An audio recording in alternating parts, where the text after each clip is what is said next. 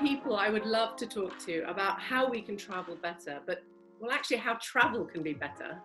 It is, of course, Zita Cobb from Fogo Island Inn in Canada. Hello, Juliet. It's lovely to be chatting, and especially in these times of this great super unknown. Exactly. But it's always been a bit of a super unknown for you because you're not one to follow traditional paths. Fogo Island was a whole unknown. Tell us about your journey.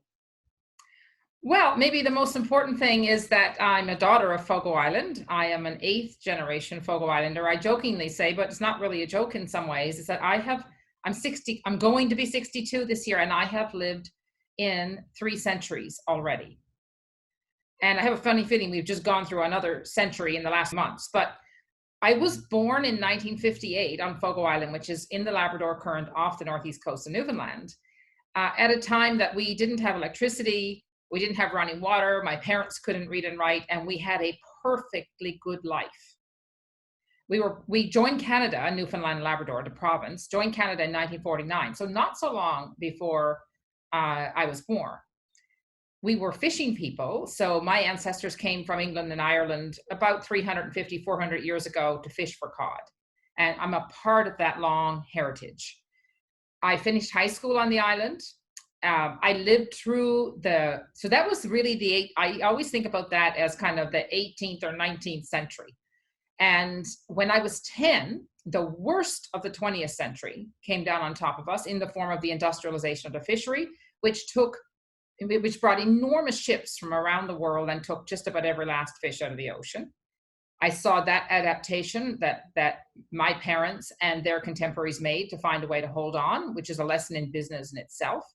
My career, I studied business. My career was in wave division multiplexing, which are the little bits and bobs of optical devices that enabled the conversation that we're having today, enabled the internet. And so those are the 3 centuries that I've lived in. And so I spent a lot of time thinking about value. What has value?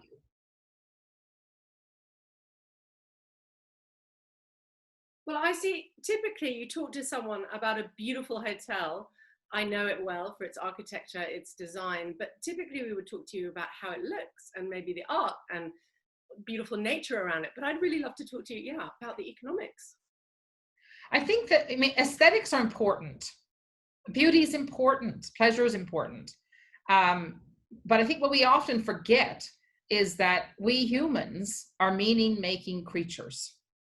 And I think travel has such an important role to play in that. I think the quality of anybody's life is the quality of their relationships. And I mean that in the broadest sense. What is our relationship? What is mine, yours, ours, with nature, with the flower we just walked by, with the ocean, which dominates our life on Fogo Island? If the quality of our lives is the quality of our relationships, then the quality of our relationships is the quality of our awareness. And when we were thinking about the inn, we were thinking about those relationships that we already had on Fogo Island from the past, and carrying that past and that body of knowledge and that lived experience forward. So we remained in a relationship with our own history. We recognized that we were entering into a whole new set of relationships with the visitors who came and the people who spent time with us. And we have this ongoing relationship with the nature of the place. I mean, nature and culture are the 2 great garments of our lives. And so how do you build an inn that holds all of that together, that holds the end? I think that it's a business question, but it's how do we want to belong to the world kind of a question. And when we think about business, we really have to start a little more fundamentally and say, let's talk about value. And there are lots of businesses in the world that exist to extract value.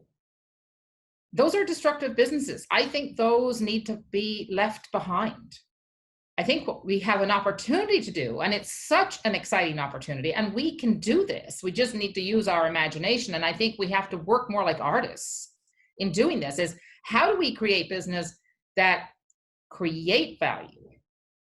And then you have to start with the questions of, well, what has value? What has intrinsic value? What is the relationship between that which has intrinsic value, like air, the ocean, humans, relationships, other creatures, and its financial value.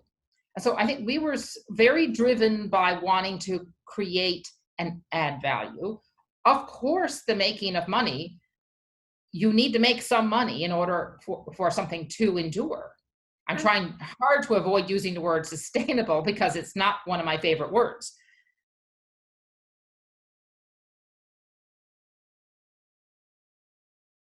And you really opened my eyes to the fact that, you know, some people idealistically might think a charity is the solution. What a great way to help a community. And you started with an arts charity, but you very much have shown us all that actually it's through business, a successful business, that you can make the greatest difference, positive impact.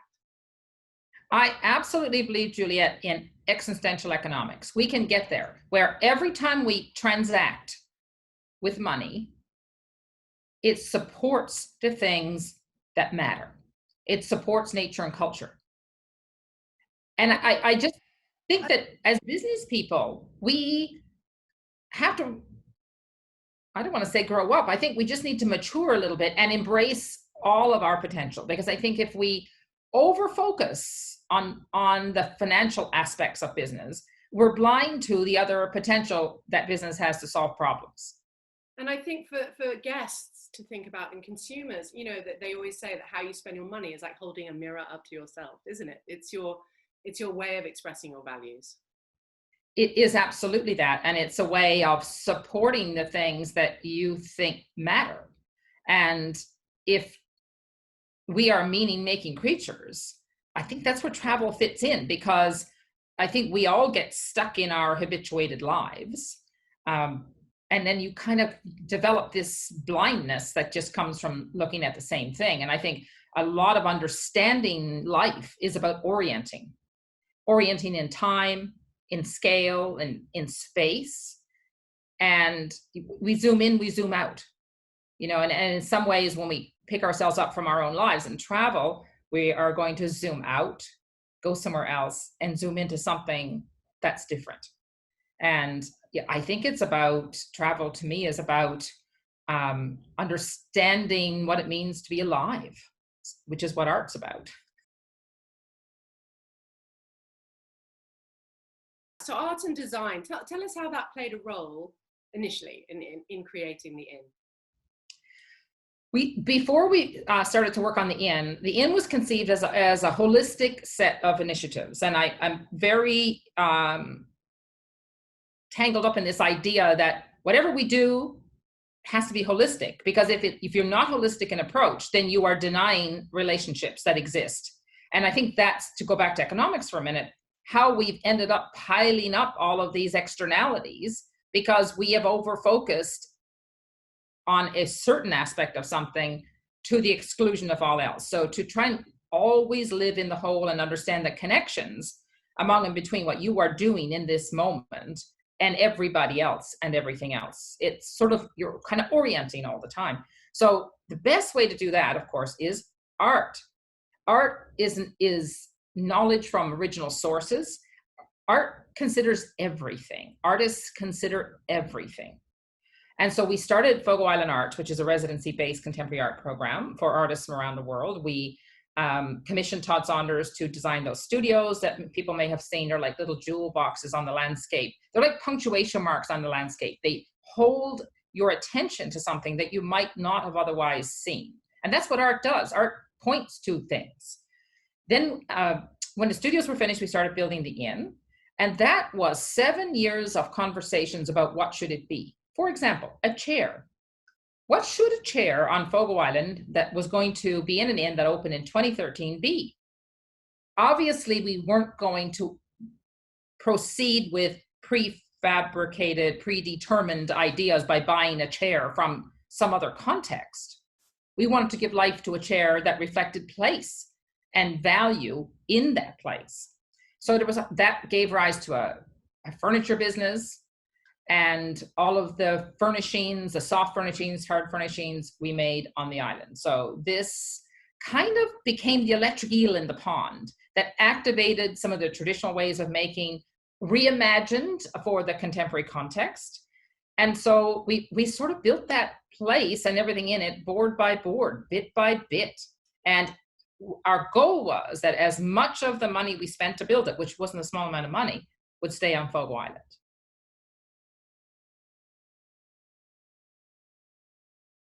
So that reminds me of the idea, this concept of leakage.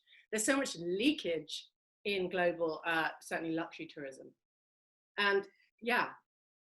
Absolutely. And we, back to the beginning of our conversation where I say the quality of our lives is the quality of our relationships. And the quality of our relationships is the quality of our awareness. Most times when we spend money, we have no idea where it goes after it leaves our pocket. And so I actually believe that I believe in accountants as much as I believe in artists, I think, because I think accountants can show us the way. And we spent a lot of time thinking about how do we improve the quality of people's awareness about where their money's going. So we developed something that is actually quite simple, but very powerful, an economic nutrition label. And we borrowed, well, we didn't, I think we absolutely just took the form, yes, of the, exactly. So this little label, it looks like the one that's on the box. Exactly. That's it. And so what we basically do, we do it for the inn, we do it for everything we sell, we do it for a piece of furniture. We basically tell you where the money goes. So this happens to be the one for the inn, and it tells you that whatever you spend to stay at the inn, which isn't a small amount of money, 49% of it goes to the people who work there. And you say, you know, oh, it isn't a small amount of money. What we're talking about is economic, quite literally nutrition, because you know where that money's going. It's completely transparent. And it's like, you know, I don't understand why people can't so quickly transfer that understanding to, you know, when we choose our food in the supermarket. This one's more expensive because it was made in really great conditions for the animals or the workers. And actually, as a result, the nutritional content of that food is better for us. It's that simple. It's just, isn't it? It's transferable. It is absolutely that simple. And we go all the way down and show you, we target to make 15% profit at the inn. We don't always get there. We got 12% in this particular year. That goes back to the charitable foundation that owns the inn and is invested in art, for example, and a whole set of initiatives that basically have to do with knowledge. And I think it is about nutrition, because I think too much of travel has become prefabricated ideas that are imported from far away that actually diminishes the place that they are brought to, because you miss the opportunity to give life to the culture that's there. And I think as travelers, we are too often overstimulated and undernourished.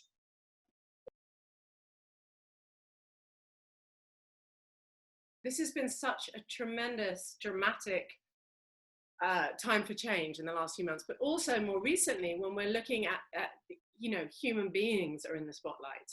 And I think that what we're recognizing is, and thinking more deeply about, is we don't just travel actually to appreciate different geography, or we do, and yes, it's completely different, seemingly a different world, but the human beings essentially, you know, are the same.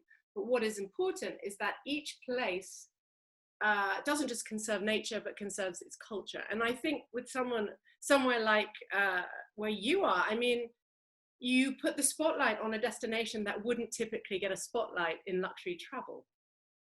Which, yeah, and then just that whole idea of everywhere is important. And particularly, you've spoken a lot about rural areas all over the world. Yeah, so tell us more about that. My father used to say, nature knows everything. And sometimes we humans pay enough attention to learn something. And culture is nothing more than a human response to a place. Every place is specific. And the really important thing that we need to be really mindful of is not to destroy that specificity by importing and flattening it with a plague of the generic, the prefabricated, the predetermined, because we then deprive that place of its opportunity to tell us stuff and show us stuff. And the people who've lived in that place who have developed that specific culture, whether it's in Morocco or Fogo Island, they know stuff that we don't know. And they learned it from their lived history in that place.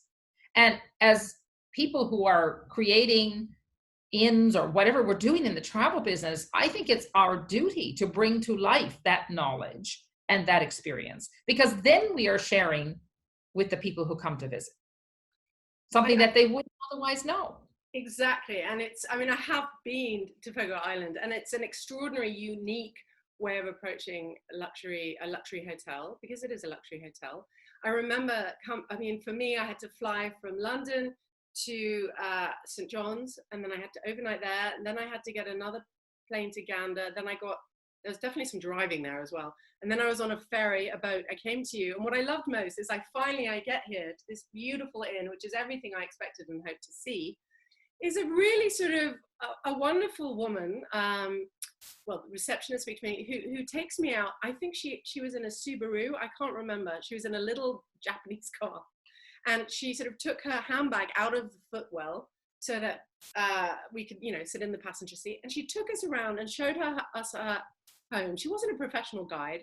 She was a regular person. It was as though one of my relatives back home, an elderly friend, had come and shown me around. And it was just realizing that what would seem banal perhaps in a brochure is so rich in that human moment. And you know, Julia, you've hit on something that remains a problem for us, because what you just described can't be explained in a brochure without making it, yes, banal, without making a caricature of that woman. And what you experience and you're just describing is what we call our community host program, because when we were building the inn, which every object in it, and we had a lot of conversations about how do we practice hospitality. I mean, Newfoundlanders are known within Canada as being profoundly hospitable people, but how does that get expressed in an inn? Because we've never had an inn before. And so anyway, and then there was a lot of intimidation. I would say some intimidation, especially around food service and wine, because we don't really have a history with wine. And so anyway, what we settled on was this. When people are getting off the ferry, which you did, we have to pretend they're our third cousin. But it's a third cousin we've never met, and we have to show them our home. And as soon as we made that mental switch, then that's what resulted. They're just third cousins we haven't yet met. And that is the feeling I had, but I have to say I'm embarrassed, because people watching may be slightly intrigued by your accent. Is it traditional Canadian? Not necessarily. But I said to my community host as she drove me around, so when did you move here from Ireland? Right. I did, because your accent is so distinct. She's like, I'm 8th generation. She also was 8th generation. Yes. I've never been to Ireland. But it's so, you have your own distinct culture. It's so distinct. And when she was driving me around, while she might not have done it in the typical tourism way, I just remember her saying, and that's where they have shed parties. I'm like, what are shed parties? And then you hear, you realize you miss so much in travel, actually, because you just don't see it from that angle usually. You don't, because you are usually experiencing something that's been prepackaged for you. I mean, you don't want someone to chew your food, because it's in the chewing of your food that you get the flavor.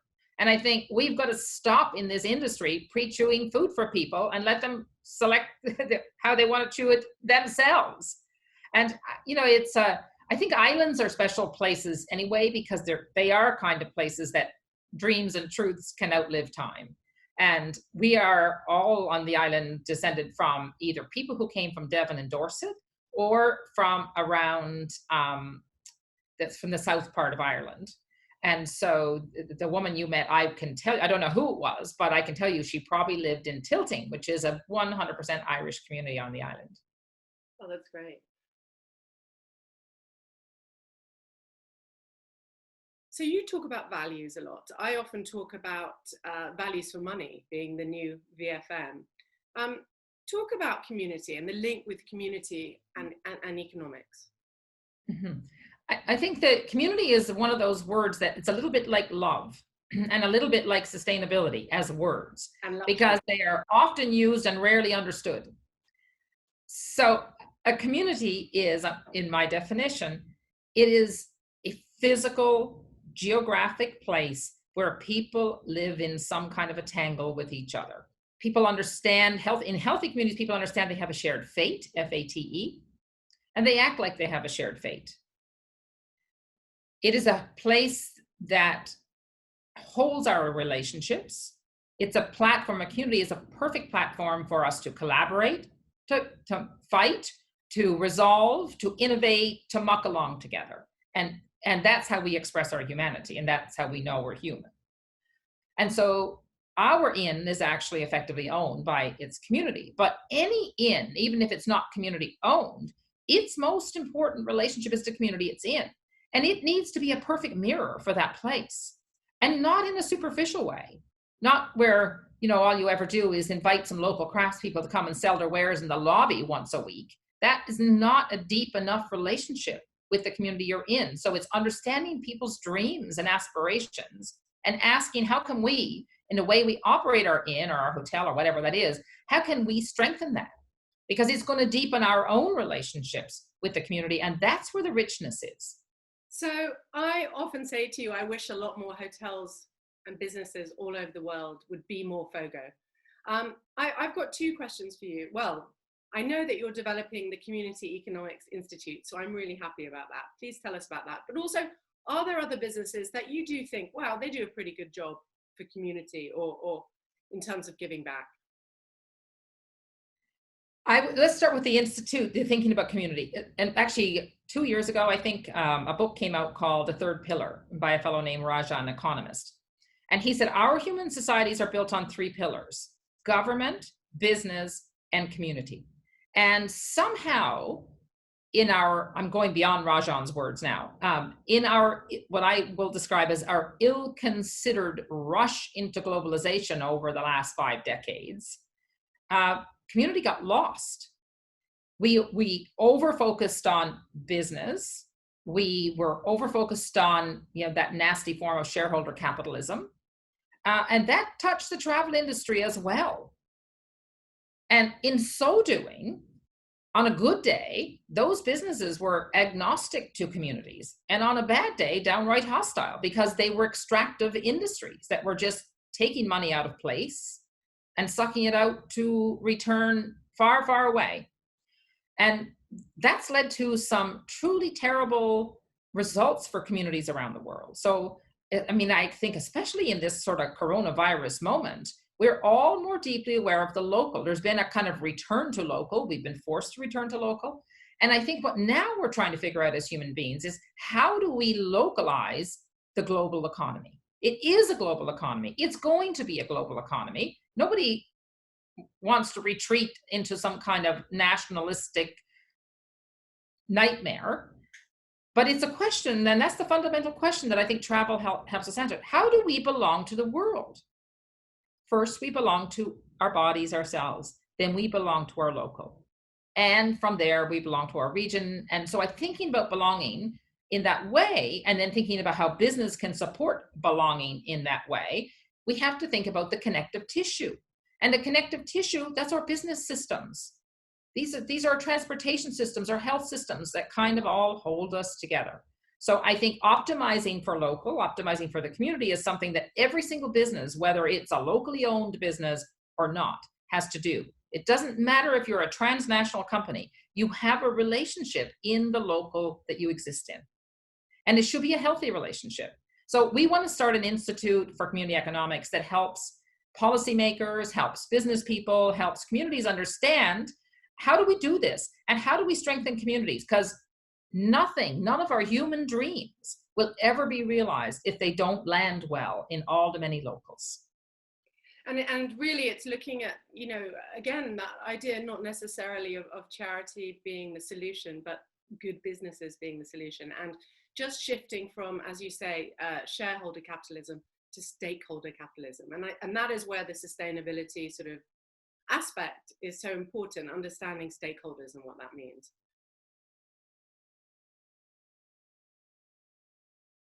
If there are people watching this who own hotels or are decision makers in some way, what are some of the lessons you could give them, or quick learnings to share, that might improve their business so they're better for their communities? one simple thing to ask in the morning when you get up as a business person is, are we paying our people as much as we can afford, or are we paying them as little as we can get away with? Simple question.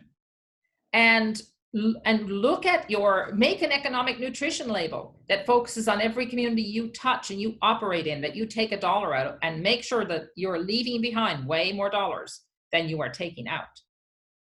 So I think it's, and at every decision you make, whether you're buying sheets or buying turnips, how can we favor the local that we are in? How can we stimulate entrepreneurship in the local that we are in? Let's look at this time now, that what we're going through. And I am never more aware of how precious nature is than sitting in my room at Fogo Island, looking out. I was there in May when I was there. And it was ice peeping season, I think, or ice watching, what do you call it? Yeah, the pack ice season. Yeah. Yes. So I would see it floating past. And it was so poignant because, of course, you think, wow, that's a lot of ice floating past because it's breaking off. And I mean, I have nothing to compare it to.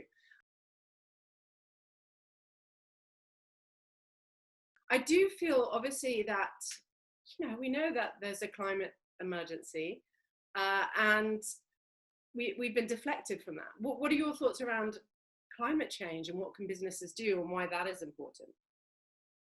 Well, it's, as they say, an existential threat in the deepest sense of the word. I think part of the problem, we look away. And I think sometimes we feel overwhelmed because the problems seem just so big.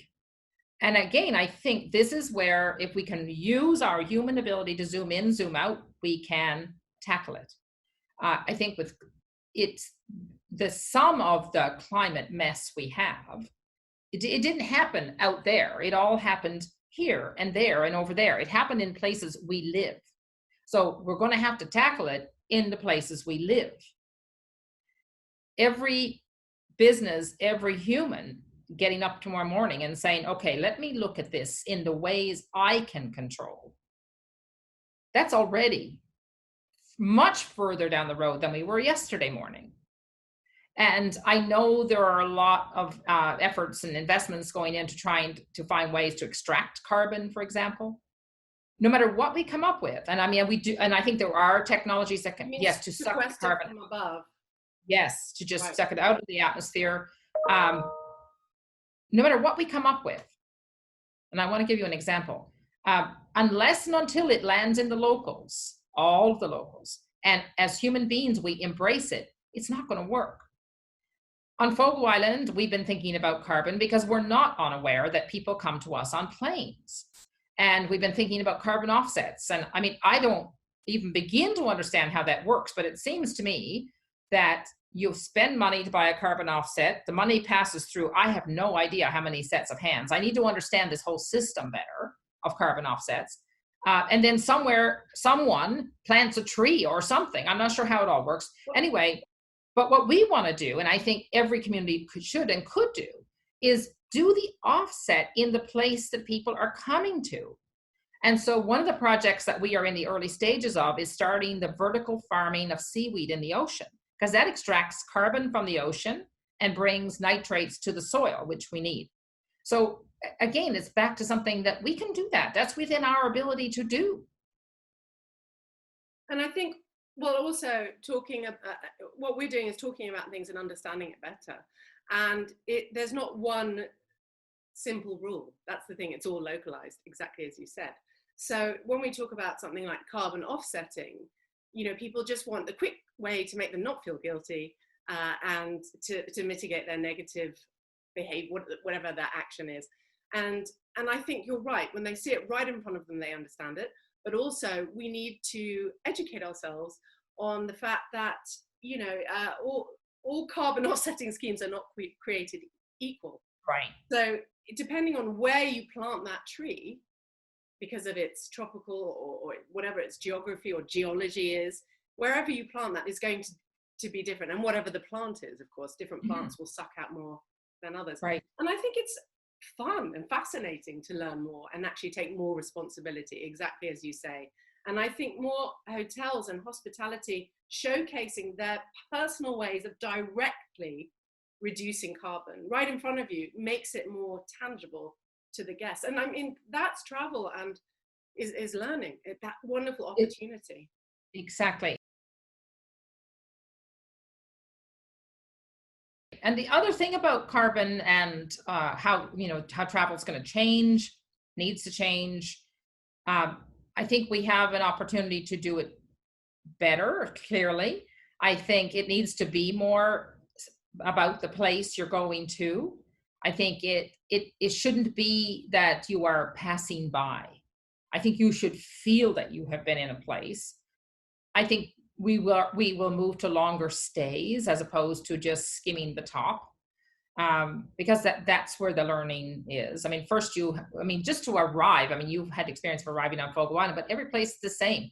First, your body arrives, and probably by the next day, your brain starts to arrive. And by the third day, your spirit starts to arrive. You don't actually come back together as a whole until the third or fourth day, and only then can you start to participate properly in the place you've arrived at.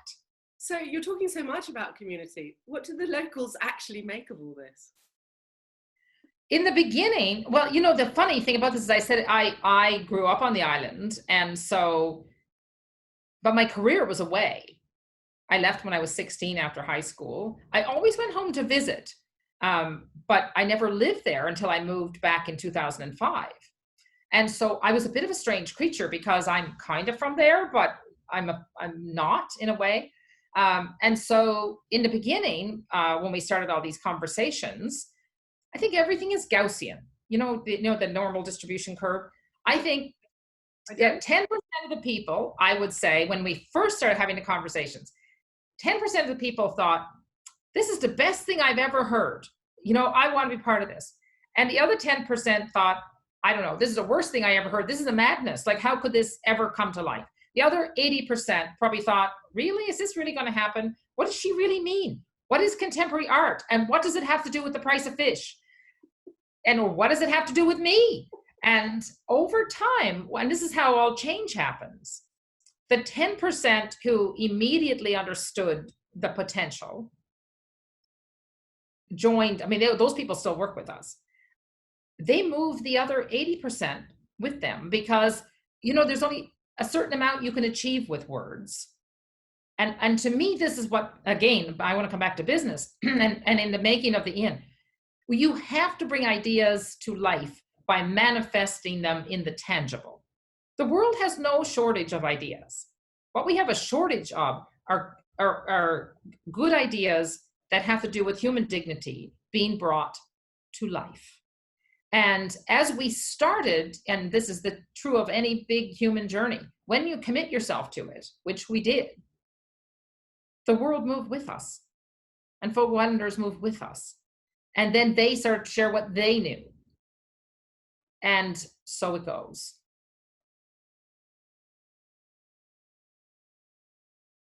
What really makes you, I'm going to ask you two questions in one. What really makes you angry about the travel world so far, travel industry so far?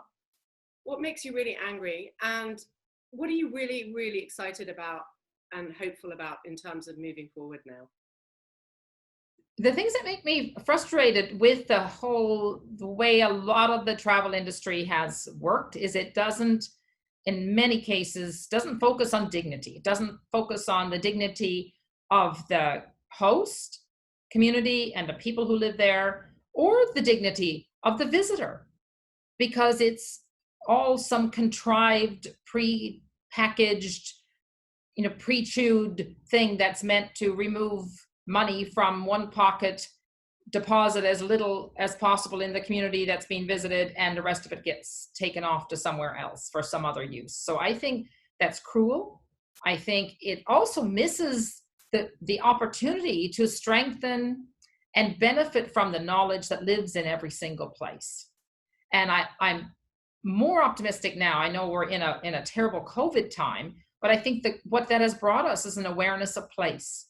And I'm more confident than ever that people understand better now what has intrinsic value for the quality of our lives, and it's about the quality of our relationships.